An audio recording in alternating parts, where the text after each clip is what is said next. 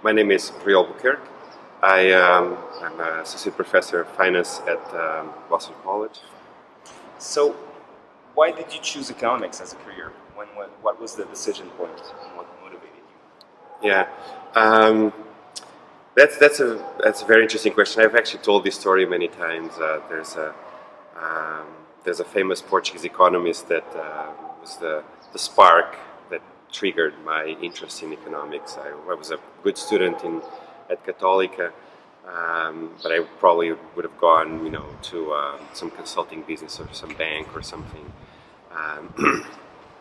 But in my fourth year, back then degrees were 5-year degrees, and so this was not my last year. But so in my fourth year, Professor Sergio Rebelo came from the US and started teaching this macroeconomics course, and it was very different from the macro that we had seen.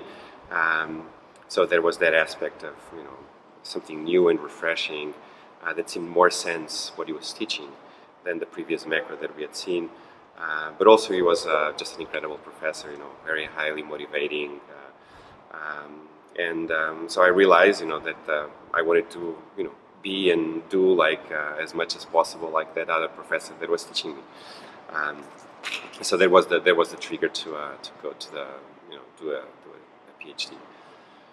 So, do you have any particular moment where you first felt as an economist during your PhD, after your PhD, you published your first research? Yeah, I think there's many struggles through the way.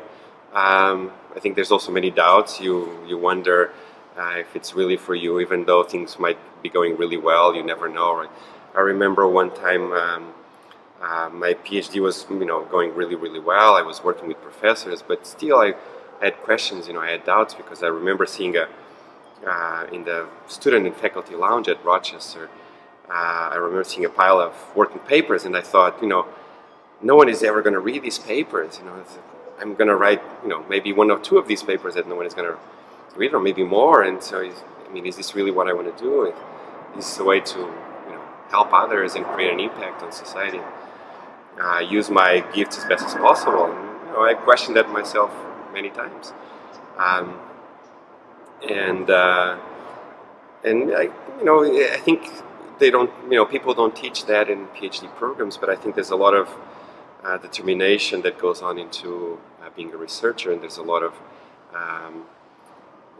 inner motivation, something that you develop, that you feel that you're studying important questions, that these are really long-term questions that will probably not have an impact on the immediate performance of the economy or welfare of individuals and firms, but eventually I believe certainly that what I'm doing is probably helpful to contribute at some point.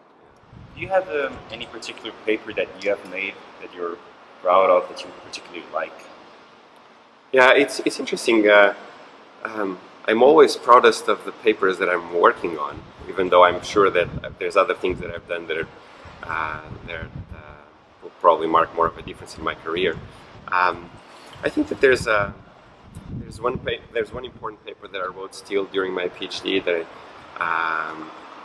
is, I think is contributed significantly to other researchers and the way they view the world.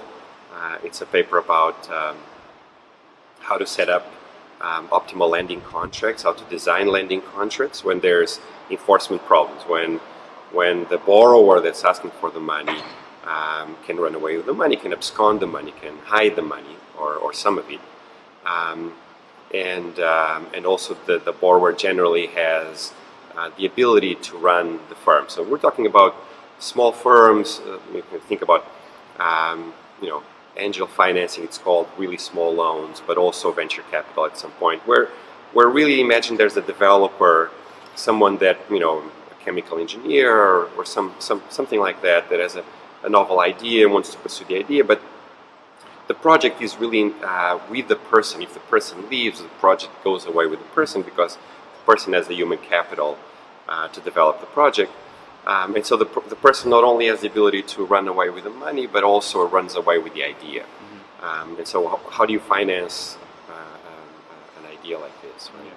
So that's probably the paper that I would name as the most influential paper that I've written. Did you have any particular challenge that you had to overcome during that paper that comes to mind? That paper in particular, I don't know if there was a significant challenge. I mean, there was I think some of the perceived notion in the literature was that financing constraints were not relevant. So the paper, we tried to, so for the field of finance, the idea that financial constraints mattered was very important, and people understood that. For the people of macroeconomics, they thought financial constraints were irrelevant because they always built models where the firm is a neoclassical firm, there's a production function, you finance capital as much as you need at a cost, and that's it. And so for those people, it was really a struggle to recognize that financing constraints matter. And so we had a bit of a struggle in that way in terms of the publication process. We got, from really top people in the profession that were editors of important journals where we submitted the paper. We got rejection saying, just like that, financial constraints do not matter. And so, this is such an important field these days, and clearly was, I think, an oversight of them at the time, based on what they thought was relevant. But that was something that we had to struggle with.